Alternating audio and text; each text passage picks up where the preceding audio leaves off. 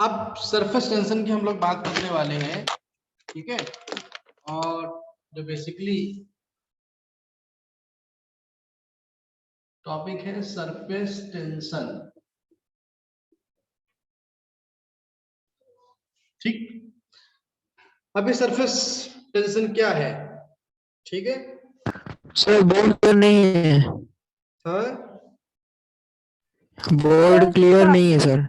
Board clear है Yes, sir. बेटा, आपका ब्लर है, यहाँ पे नेटवर्क हमारा बहुत अच्छा है, ठीक है। और एक बार उसको अगर ऐसा हो रहा है तो रिजॉइन करेंगे तो साफ दिखेगा। और किसी को कोई प्रॉब्लम है? सरफेस टेंशन आराम से दिख रहा होगा सबको।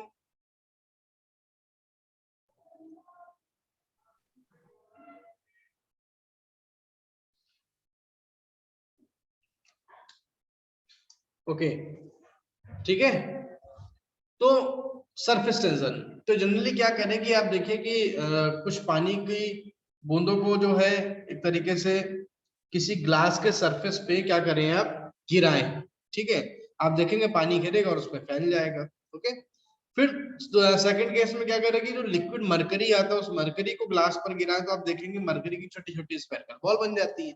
यानी कि हमेशा किसी भी ऑब्जेक्ट का, यानी किसी भी कोई लिक्विड जब किसी सॉलिड के कांटेक्ट में आता है तो जरूरी नहीं है कि वहां पर उसका जो शेप और साइज है जो फाइनलाइज करे वो ग्रेविटेशन फोर्स होगा।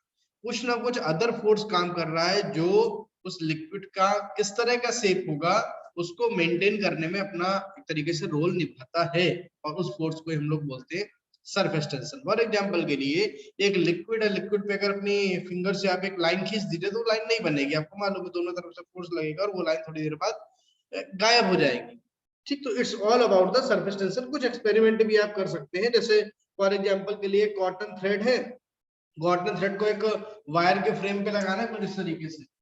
जैसे ये एक सपोज जो है कोई वेसल है, उसका टॉप का फ्री सरफेस देख रहे हैं आप, और उसमें आपने फ्रेम लिया और इस तरीके का एक इरेगुलर शेप में थ्रेड आप यहाँ पर देख पा रहे होंगे, ठीक है। और इसको आपने एक सोप सॉल्यूशन में क्या कर दिया, डिप कर दिया, ठीक। इस सोप सॉल्यूशन में डिप कर दिया। अब इसको डिप करने के बाद जस्ट कुछ देर बाद क्या हो जाएगा कि इसका जो इसको अगर आप किसी पिन या हल्का सा जो है इसको जो ये थ्रेड है इसको टच करेंगे, हल्का सा इधर उधर खींचेंगे तो ऑटोमेटिक थोड़ी देर बाद इसका जो शेप है वो स्फेरिकल हो जाएगा। कैसा हो जाएगा? स्फेरिकल शेप हो जाएगा। यानी कि सब तरफ से इसमें जो फोर्स है वो कैसा लग रहा है, इक्वल लग रहा है, तभी सरफेस, ये जो स्फीयर एक तरीके से सरफेस है या स्फेरिकल सरफेस है वो अडॉप्ट कर लेता है, ठीक है। तो अब इससे आपने एक चीज तरीके से देखिए कि जनरली क्या होता है, जो सर्कल फॉर्म में आपको दिखाई पड़ रहा है ये एक तरीके से स्मॉलेस्ट एरिया, जो सर्कल होता है हमेशा किसी सरफेस पे अपना स्मॉलेस्ट एरिया कवर करता है, ठीक। तो ये इरेगुलर शेप था, सोप में आपने सोपी लिक्विड में डाला इसको, तो ये थोड़ी देर बाद क्या हुआ, इसको जैसे ही पिन से हल्का फुल्का सा आपने दूर टच करा एकदम से ये जो है तुरंत सर्कुलर, यानी कि अपना सर्कुलर का मतलब होता है मिनिमम एरिया कवर करने की कोशिश। यानी कि सरफेस टेंशन की प्रॉपर्टी क्या करती है कि कोई भी लिक्विड है जो वो अपने आप को एक तरीके से अपना एरिया मिनिमम करने की कोशिश करता है। मिनिमम एरिया कहाँ मिलेगा? सर्कुलर फॉर्म में या स्फेरिकल फॉर्म में, तो उसको बोलते हैं सरफेस टेंशन बोलते हैं। तो ये एक एक्सपेरिमेंट है। इसी प्रकार अगर शेविंग ब्रश जो आता है घर में, अगर आपने देखा होगा तो जनरली वो क्या होता क्या है कि जैसे ही आप डिप करते हैं तो उसके सारे जो आपको एक तरीके से जो जितने भी जो शेविंग ब्रश में जितने भी थ्रेड्स आपको दिखाई पड़ते हैं वो एक तरीके से फैले हुए होंगे, जैसे ही लेकिन बाहर निकालते हैं वो आपस में एकदम से क्या हो जाते हैं, जुड़ जाते हैं, ठीक है, जुड़ जाते हैं, चिपक जाते हैं, आपस में स्टिक हो जाते हैं। This is all because of the surface tension. So how can we define the surface tension? तो सरफेस टेंशन डिफाइन करने के लिए हमने एक सरफेस ले लिया, ये लिक्विड का फ्री सरफेस है। फ्री सरफेस का मतलब होता है टॉप मोस्ट जो सरफेस। एक इमेजिनरी लाइन ड्रॉ कर ली इस तरीके से, और इमेजिनरी ड्रॉ कर ली, और इस पर फोर्स इस तरीके से लग रहा है, इस पर फोर्स इस तरीके से लग रहा है, ठीक है। तो हमने क्या करा कि एक कंसीडर करा है फ्री सरफेस जिसपे एक हमने इमेजिनरी लाइन ड्रॉ कर ली है, इसका नाम दे दिया पी क्यू। एक इमेजिनरी लाइन ड्रॉ कर ली, ठीक है, पी क्यू, एंड किसी भी डायरेक्शन में आप ले सकते हैं। The surface on either side of this line exerts a pulling force on the surface on the other side, ठीक है। यानी कि अगर जो ये जो सरफेस आप देख रहे हैं इसकी एक साइड, ठीक है, एक क्या करेगी, फोर्स करेगी दूसरे सरफेस के अदर साइड पर, ठीक है, पुल करेगी उसको। This force lies in the plane of the surface and is right angle to the line A B, ठीक है, या लाइन पी क्यू, ठीक। अब इसमें क्या हमने बताया कि जब आपने लाइन इस तरीके से ड्रॉ कर दी, और फॉर एग्जांपल के लिए कैसे करें, ऐसा कोई लाइन ड्रॉ करना आपको भी मालूम है, इम्पॉसिबल के तरीके से वर्ड यूज कर रहे हैं, इमेजिनरी, यानी एक फिंगर से ऐसे लाइन खींची और तो आपको मालूम जैसे जैसे लाइन आप हटाते जाएंगे ऐसे खींचते जाएंगे और वो लाइन पीछे से गायब हो जाएगी, क्योंकि एक पुलिंग फोर्स, यानी कि जब आपने लाइन खींची तो एक साइड दूसरी साइड, एक साइड दूसरी साइड पर फोर्स लगा रही है, दूसरी साइड पहले पर उतना ही फोर्स लगा रही है और वो वापस से क्या हो जाता है, फिल हो जाता है। This is all about the surface tension, ठीक है। अब from figure, if capital F be the total force,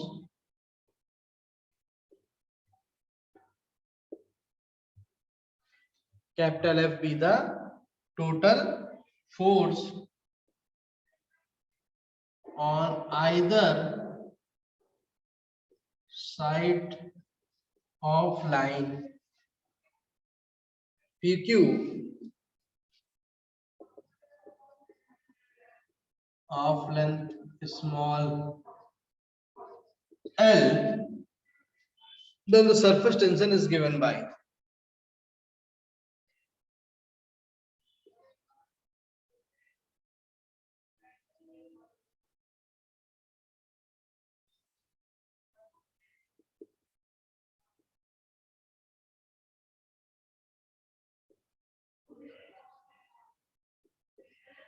T से अगर दे रहे हैं तो F upon L, this is called the surface tension।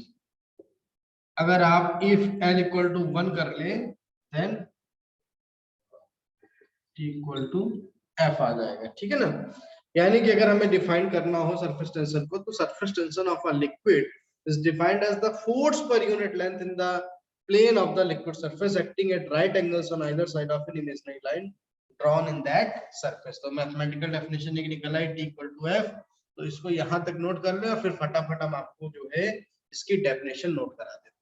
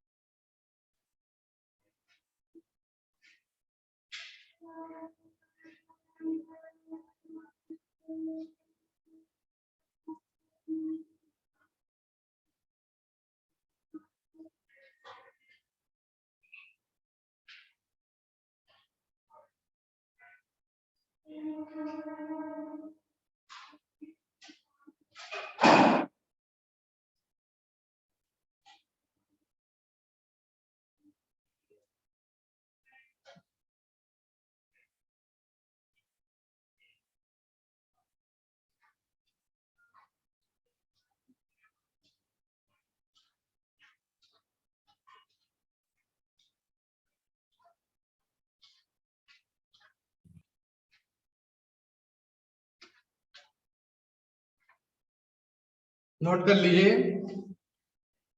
ये सबने नोट कर लिया। आप इसको जो है अपने चैट बॉक्स में तुरंत डाल सकते हैं नोटेड करके। नोट हो गया सर। ओके, सो इसको अब एक लाइन में आप लिख भी लीजिए फटाफट।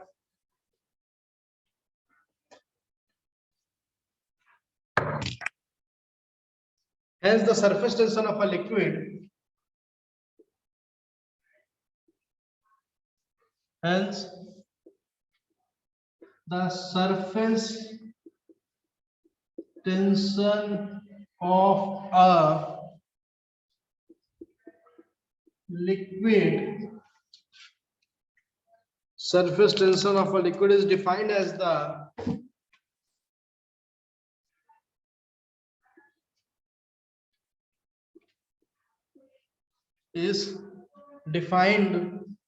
as the force per unit length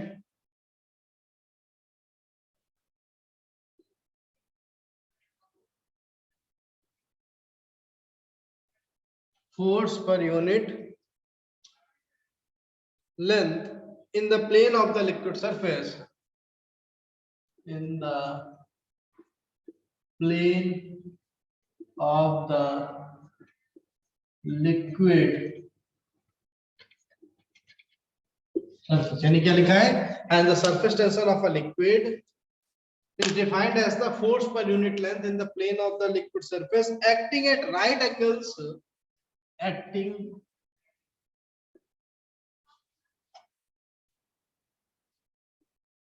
at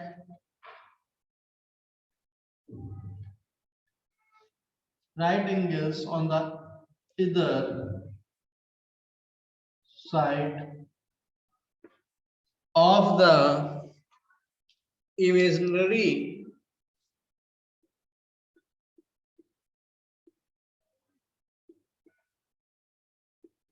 line drawn at that surface.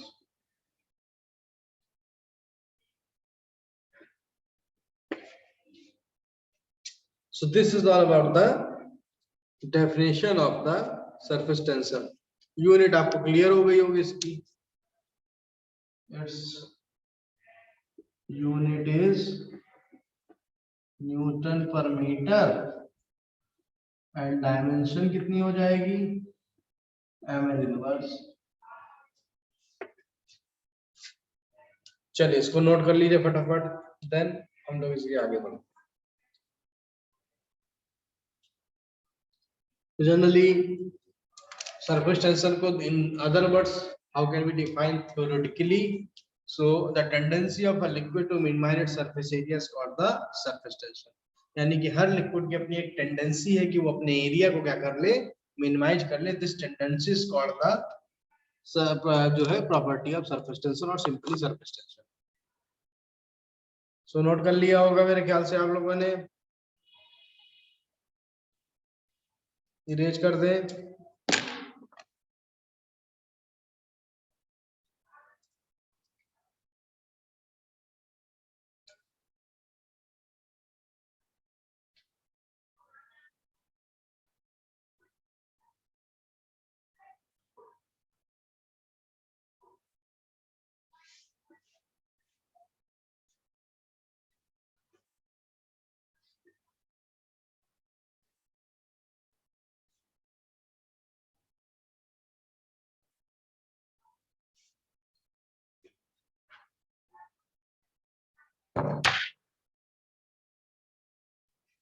So next heading is intermolecular forces. बहुत important है intermolecular forces.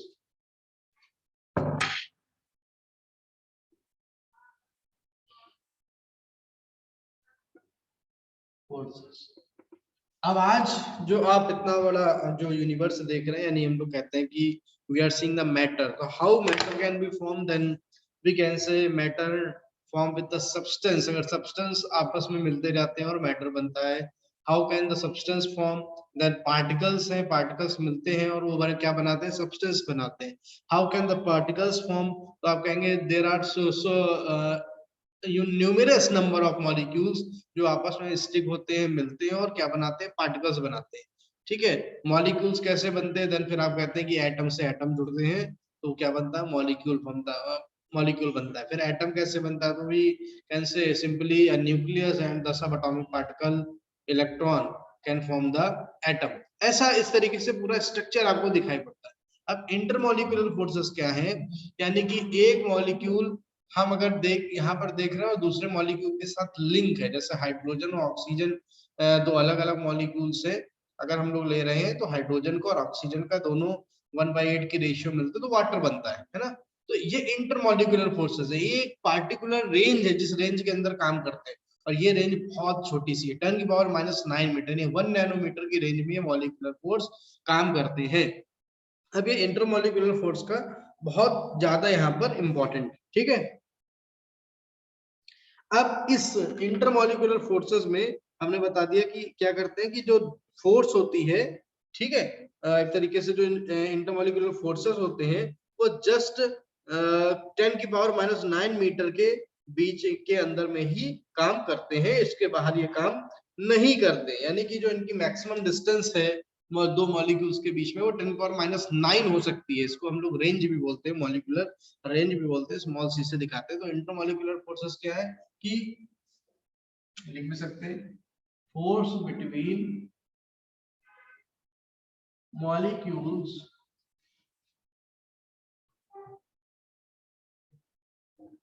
in the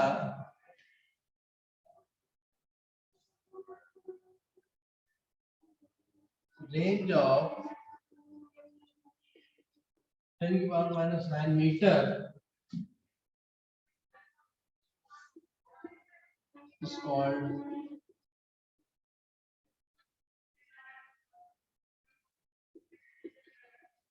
intermolecular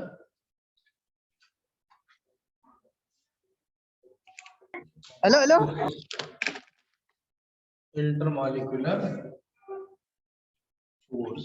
ठीक है, 10⁻⁹ मीटर, और ये इसको बोलते हैं मॉलिक्यूलर रेंज, बोलते हैं 10⁻⁹ मीटर को। अब ये दो तरह से कैटेगरी में डिवाइड कर जाते हैं। नंबर 1 होता है कोहेसिव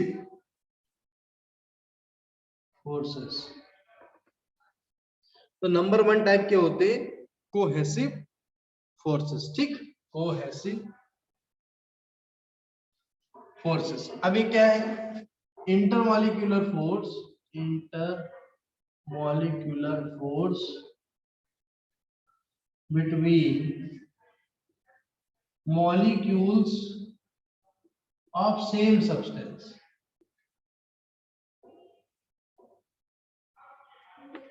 ठीक है, तो ये क्या इंटरमॉलिक्यूलर फोर्स है between molecules of same substance. जैसे एग्जांपल अगर लेना हो तो inter molecular force between molecules H2 and O2 in water। अगर वाटर की बात करते हैं तो हाइड्रोजन और ऑक्सीजन के बीच में जो इंटरमॉलिक्यूलर फोर्स लग रहा है उसको क्या बोलते हैं हम लोग, कोहेसिव फोर्सेस बोलते हैं। नंबर 2 होते हैं एडहेसिव। नंबर 2 होते हैं एडहेसिव। एक तमाम बार आपने फेविकोल का ऐड देखा है तो उसमें एडहेसिव वर्ड का नाम आपने सुना होगा। तो एडहेसिव फोर्सेस क्या है, इसमें क्या ये इंटरमॉलिक्यूलर फोर्सेस है लेकिन डिफरेंट सब्सटेंसेस के बीच में। ठीक है ना, inter molecular force between molecules of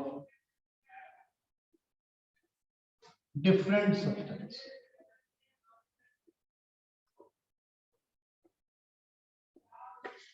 तो ये इंटरमॉलिक्यूलर फोर्स है, डिफरेंट जो सब्सटेंस है उनके मॉलिक्यूल्स के बीच में लगता है। एक एग्जांपल ले लेंगे तो force between intermolecular force between intermolecular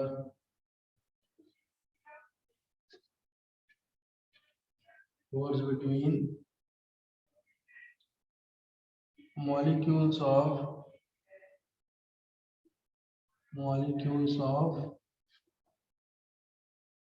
water and glass.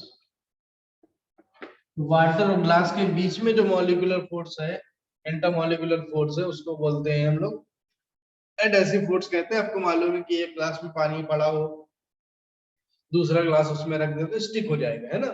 तो ये फोर्सेस होते हैं कोहेसिव और एडहेसिव फोर्सेस। यहाँ पर एक क्वेश्चन फ्रेम होता है,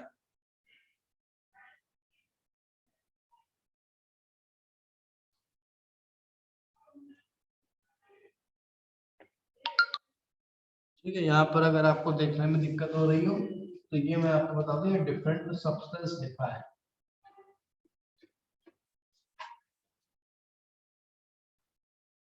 डिफरेंट सब्सटेंस, ठीक। अब एक क्वेश्चन आता है, water versus the glass.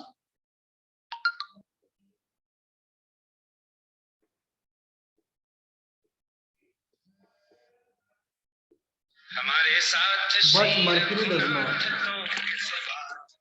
But mercury does not.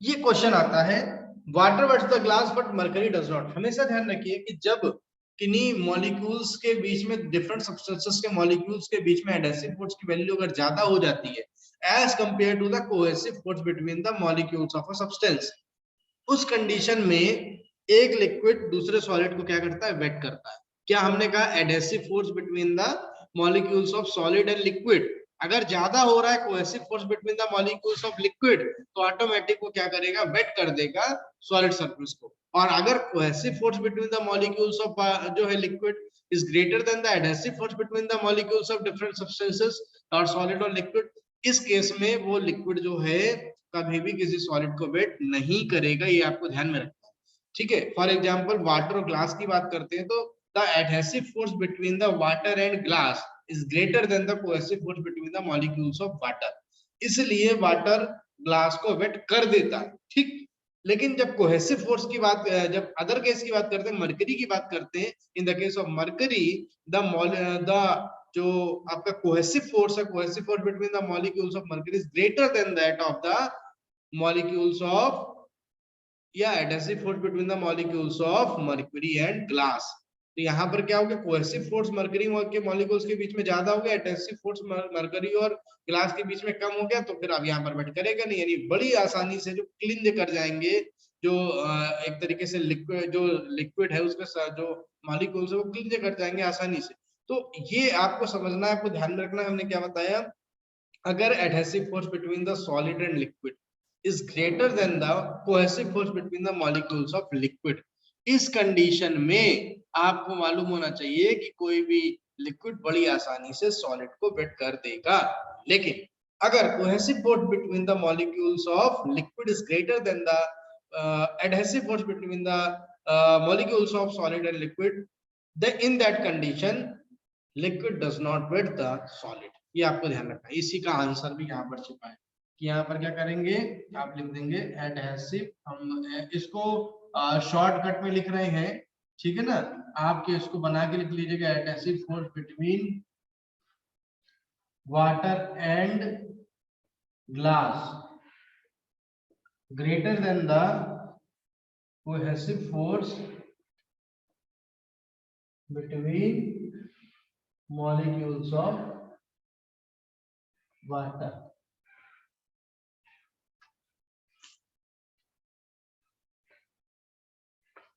Since adhesive force between water and glass is greater than the cohesive force between molecules of water, water wets the glass, ठीक।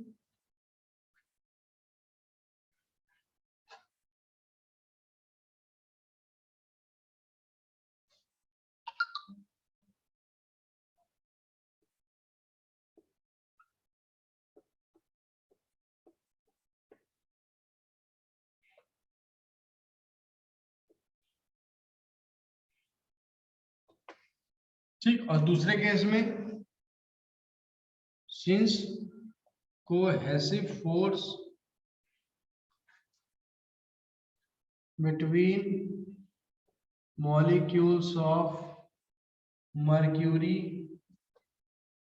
is greater than adhesive force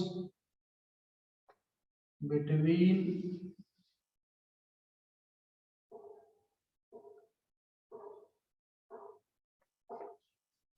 molecules of mercury and glass,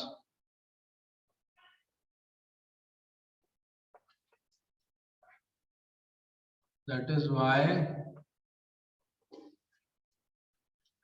mercury doesn't wet the glass।